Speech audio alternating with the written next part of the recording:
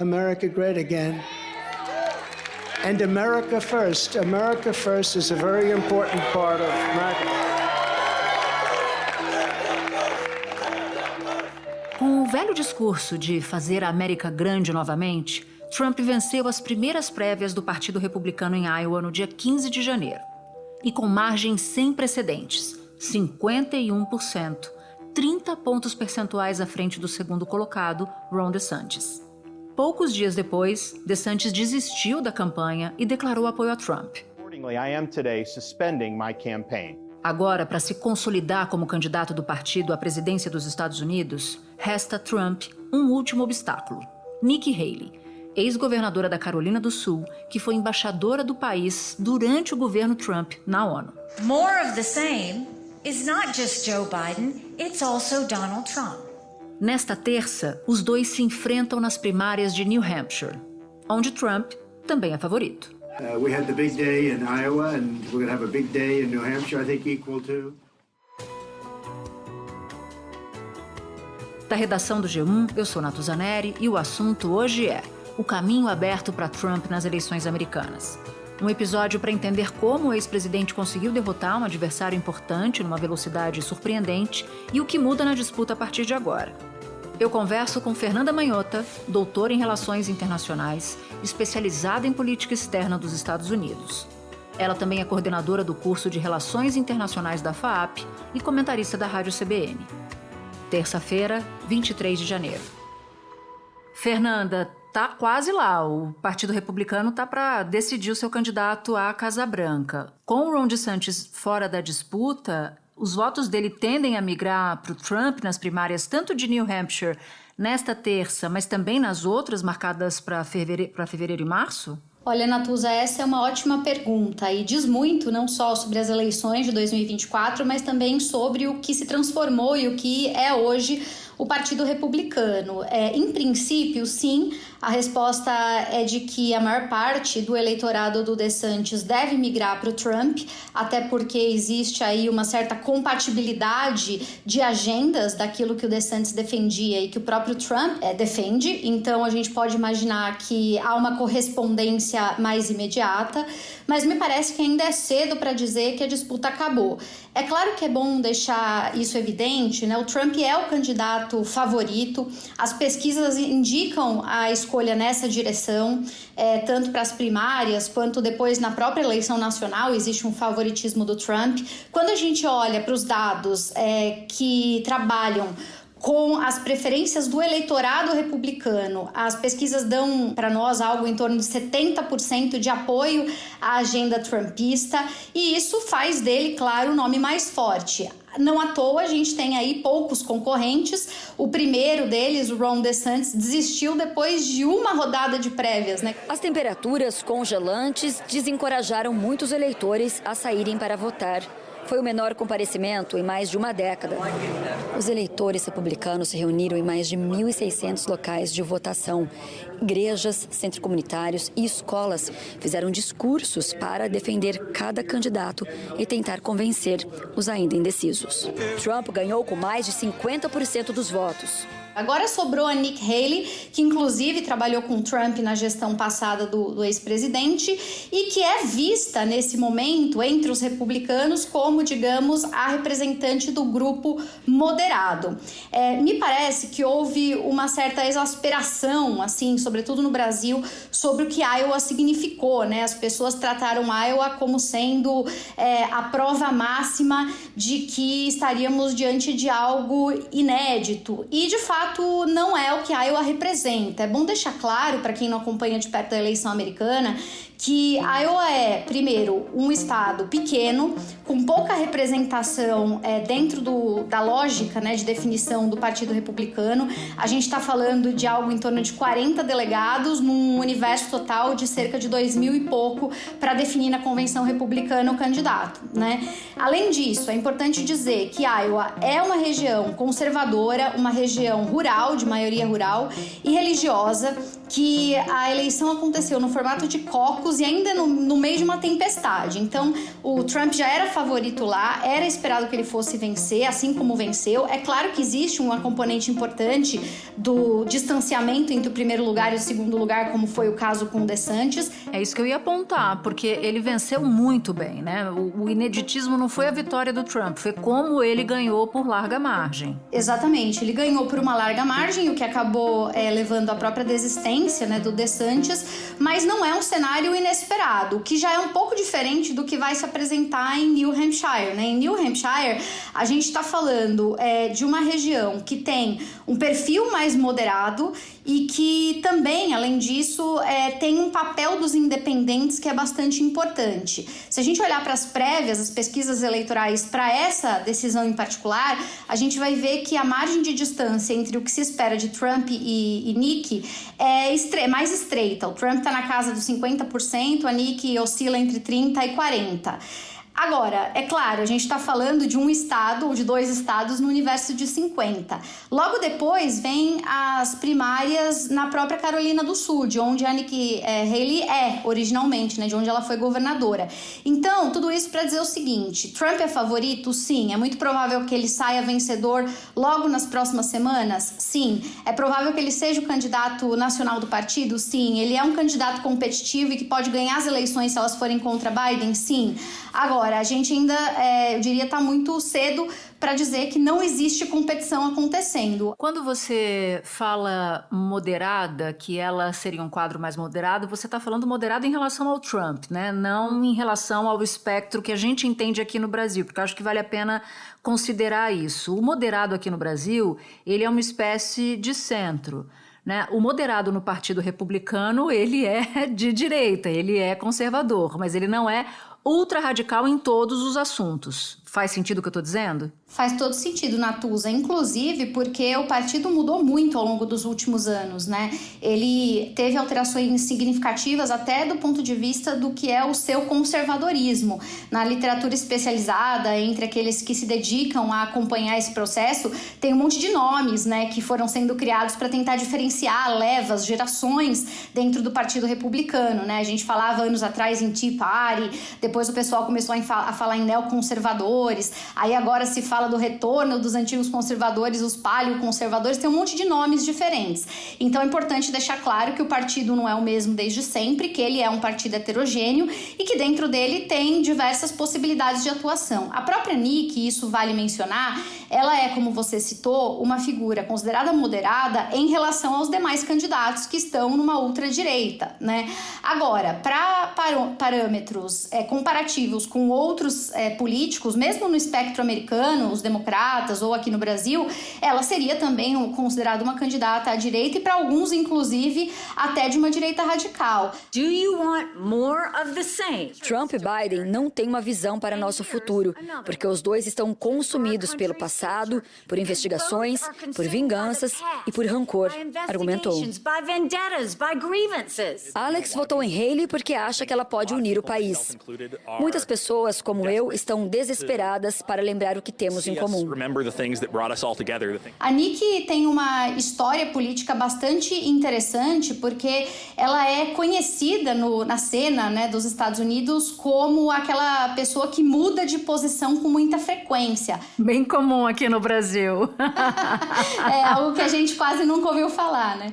Ela é daquele tipo que já defendeu posições das mais variadas ao longo da sua carreira. Só para o nosso ouvinte ter uma ideia, ela foi nas eleições lá de 2016, né, nas vésperas de 2016, uma das maiores críticas do Trump, né, como candidato. Ela levantou a voz contra o trumpismo, ela disse que era uma vergonha um candidato com o perfil dele, ela falou abertamente sobre uma série de agendas com as quais ela tinha discordância, incluindo as pautas imigratórias e tal. Depois, durante a campanha de 16, ela ficou um pouco em cima do muro e em 17 ela assumiu um cargo de confiança no governo Trump, ela foi embaixadora do Trump Trump na ONU.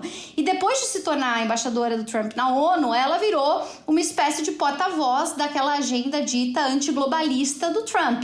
Ela foi a favor, né, da saída do Acordo de Paris, ela foi a favor de deixar de lado o pacto relacionado à imigração, ela foi a favor da retirada dos Estados Unidos de instituições ligadas aos direitos humanos. Ela defendeu uma série de coisas que ela própria tinha criticado anos antes. E agora ela retorna nesse contexto de 2024 como uma adversária do Trump nessa campanha, e ela inclusive está sendo descrita, Natuza, por mais incrível que possa parecer, como uma espécie de Hillary Clinton 2.0 pelo próprio Trump. O Trump outro dia, inclusive nas redes sociais, fez uma montagem em que ele colocava ali, né, o corpo da Hillary, o cabelo da Hillary e o rosto da Nikki, e dizia, olha, essa daqui é a Haley, né, querendo dizer, é uma volta daquilo que a gente combateu lá atrás em 16.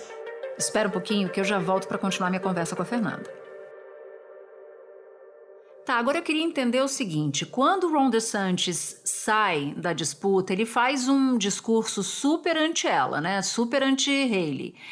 Muito mais do que pró-Trump. Então muita gente entendeu o seguinte, peraí, se as coisas estão muito jogadas, se o jogo está super jogado, por que o Ron DeSantis vai para a tribuna, né, vai pro palanque e fala dela? Ele diz assim, não podemos voltar para a velha guarda republicana do passado, né, como se ela fosse uma pessoa que acomodasse muito mais do que alguém de ultradireita. Então, o que isso nos leva a entender sobre o Partido Republicano, o momento do Partido Republicano? Por que será que ele olhou para baixo e não olhou para cima, né? Olhou para baixo para a candidata que está correndo atrás e não olhou para cima fazendo as honrarias para o Trump? Olha, Natuza, acho que em relação ao Partido Republicano, o que está claro em primeiro lugar, conforme até os dados que eu citei mais cedo, é de que existe uma dominância do trumpismo no partido. O partido foi sequestrado por essa ala que lá atrás era minoritária, até de certa forma desacreditada, mas que ganhou muito impulso depois da vitória de 2016. E isso se manifesta não só no retorno do Trump, na dependência desse personalismo em particular, mas também na dificuldade que o partido tem em criar, em consolidar uma via alternativa, né? E quando eu digo uma via alternativa, eu digo alguém que possa ser essa voz além do trumpismo dentro do partido, porque existem críticos ao trumpismo, mas eles estão diluídos e estão descentralizados de tal modo que não se consegue consolidar esse bloco como um bloco viável politicamente. E nesse sentido, aí falando do DeSantis, me parece, e isso tem sido muito veiculado na imprensa americana, é uma análise com a qual eu concordo, que ele acabou, no final das contas, servindo mais como um cabo eleitoral do Trump do que em favor da sua própria candidatura. DeSantis também disse que vai apoiar Donald Trump e alfinetou Nikki Haley. Ele tem o meu apoio porque não podemos voltar à velha guarda republicana, uma versão representada pelo corporativismo requentado de Nikki Haley. Em havendo um representante do trumpismo na eleição, e nesse caso o próprio Trump, o DeSantis nunca teria chance, né? É como se ele estivesse pregando para convertidos, porque ele queria atrair para si os votos que já eram do Trump. Então ele não ia conseguir se tornar uma alternativa ao representante máximo do próprio movimento ao qual ele acabou se filiando. E ao mesmo tempo também não conseguiu se consolidar como uma voz que representasse os descontentes, os anti-Trump, ou quem sabe a gente possa chamar dos moderados, né? E, aliás, isso acontece nos dois partidos, né? Você tem muita gente isoladamente interessante, mas que não conseguem ser forças agregadoras de um movimento. Também isso acontece entre os democratas. Então, me parece que hoje o que nós temos é um partido que se tornou refém do movimento que começou lá em 2016. O Trump, querendo ou não, foi a oportunidade que os republicanos tiveram de retomar a Casa Branca lá atrás, e desde então os republicanos não conseguem se desvencilhar desse sequestro, quer dizer, não há alternativa viável. E aí eles vão embarcados no Trump até o limite de onde o trumpismo for capaz de levar os Estados Unidos e, no caso, o próprio partido. O discurso dele é chocante, para dizer o mínimo, né? Ele chama todos os imigrantes de ladrões, pessoas com problemas mentais, terroristas. E a maior parte das pessoas que votaram nele realmente acredita que houve fraude na eleição em que Joe Biden saiu vitorioso. Ele diz, inclusive, que quando ele perdeu o caucus em Ohio, também foi uma eleição fraudulenta, que, na verdade, ele ganhou. O vento está claramente soprando a favor do Donald Trump. Mas ele tem diversos embrólios. Aliás, ele tem pelo menos 91 embrólios, que são acusações na justiça. Então, mesmo que ele consiga se livrar de adversários republicanos logo no começo, vamos supor que ele liquide a fatura em relação a ela, qual é o risco da candidatura dele? Eu vi, por exemplo, um artigo do Guga Chakra outro dia dizendo que só um hecatombe tiraria a disputa presidencial pelo Partido Republicano das mãos de Donald Trump. Essas acusações poderiam ser uma hecatombe, lembrando que nos Estados Unidos não tem lei da ficha limpa, então é uma grande zona cinzenta. Ele poderia, por exemplo, governar se eleito fosse da cadeia, ele poderia disputar a eleição, mesmo se ele tivesse em maus lençóis, enfim. É um pouco confuso para a gente entender, porque aqui a gente tem uma lei que, uma vez condenado, né, em determinada instância, você perde ali os seus direitos eleitorais, digamos assim. Você não pode concorrer se político for. Exatamente, Natuza. Nos Estados Unidos, tanto a Constituição não tem clareza, né, sobre casos como esse, não traz esse texto de forma aprofundada, quanto a própria estrutura, né, o sistema eleitoral e a justiça eleitoral nesse sentido também não enfrentaram até hoje nenhuma experiência análoga a essa que a gente está acompanhando. O Trump, como você citou, ele enfrenta pelo menos 91 acusações na justiça. Várias dessas acusações já estão tramitando, né? Tem processos instaurados e existe, de fato, um risco de condenação em algumas dessas acusações ainda durante a campanha. O ex-presidente responde a 91 acusações em 4 processos criminais. Trump é acusado de conspirar contra os Estados Unidos ao incentivar que uma multidão marchasse até o Congresso americano em janeiro de 2021, o que resultou na invasão do Capitólio. 5 pessoas morreram no ataque. Ele também responde pela acusação de chefiar uma organização criminosa com o objetivo de fraudar o resultado da eleição de 2020 no estado da Geórgia e de colocar em risco a segurança nacional ao levar documentos secretos do governo quando deixou a Casa Branca. Além disso, a gente tem alguns estados dos 50 estados dos Estados Unidos, como é o caso de Colorado, do Maine, por exemplo, que já se anteciparam e tiraram o nome do Trump das cédulas das primárias, alegando que ele cometeu infrações, está sendo processado, então não deve concorrer. Ele respondeu com a sua equipe de advogados, né, recorreu dessas decisões, isso está sendo discutido no judiciário americano. Trump compareceu diante de uma turma de 3 juízes do Tribunal de Recursos da capital americana e ficou em silêncio. Depois, numa coletiva, ele disse que é inocente e vítima de perseguição política. Trump alega que, como ex-presidente, ele tem imunidade e que só poderia ser processado se tivesse sido condenado no impeachment que sofreu em 2021, o que não aconteceu. Não há precedente, nenhum presidente ou ex-presidente americano, antes de Donald Trump, foi processado criminalmente. É a primeira vez. E eu diria que essa vai ser a marca das eleições de 2024. Essas eleições, Natuza, elas vão se decidir, na minha opinião, muito mais na justiça do que nas urnas. Vai ser uma disputa que vai girar muito em torno dos textos legais, constitucionais e de outras leis pertinentes, do que propriamente ali, né, na cédula. E eu digo isso pelo seguinte: primeiro porque o Trump vai ser muito provavelmente confrontado com esse cenário de condenação em alguma dessas acusações, e isso vai gerar do lado democrata um precedente, né? Eles vão tentar usar isso como um argumento. A Constituição americana, ela tem uma emenda, que é a 14ª, que já tem sido muito discutida nos Estados Unidos, porque ela diz basicamente o seguinte, que uma figura pública que tenha se envolvido em algum tipo de insurreição contra o Estado não pode concorrer ou ocupar cargos públicos. É um texto datado de uma época específica da história dos Estados Unidos, mas que pode ser interpretado, a depender daquele que analisa a matéria, como um texto que inviabilizaria a candidatura, a posse, eventualmente a governança do Donald Trump, né, caso ele seja eleito. Então, me parece que cada um desses vários processos que eventualmente tenham condenação definida vão servir de base para subsidiar essas tentativas de contenção da campanha Trump e especificamente naquelas que giram em torno do 6 de janeiro, em que ele teria sido, né, alguém que incitou o movimento de invasão ao Capitólio, que existem aí pelo menos 2 processos correndo em relação a isso.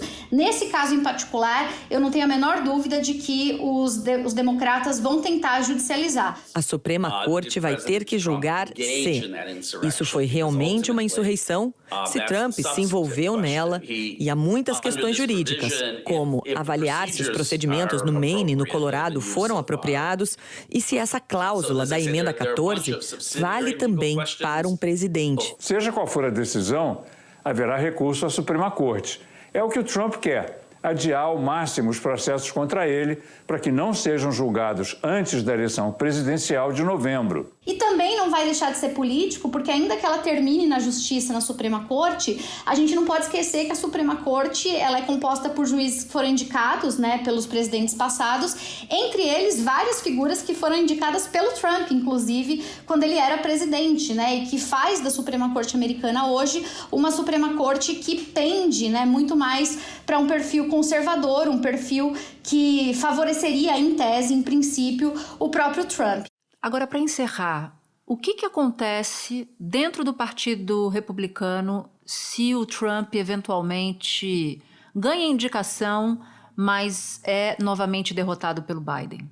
Pois é, Natuza, o Partido Republicano vai ter que fazer um exercício de análise bastante profundo, né, sobre o que se tornou e aquilo que vai desejar para si nos próximos anos. Eu concordo com o que você falava a respeito da análise do Guga. De fato, os corredores em Washington são uníssonos até o momento no que diz respeito à disputa. Não encontrei ninguém de peso, tanto entre republicanos quanto entre democratas, que aposte em um cenário alternativo a esse Trump e Biden. Todo mundo trata esse cenário como um cenário base, como o cenário que vai acontecer. Eu vi uma pesquisa na semana passada que mostra bem a divisão do país, né? 90% das pessoas de um lado e de outro acham que se o oponente for o vitorioso, vai ser péssimo para o país. E essa segunda chance coloca em discussão não só o legado de cada um deles, o que eles representam em matéria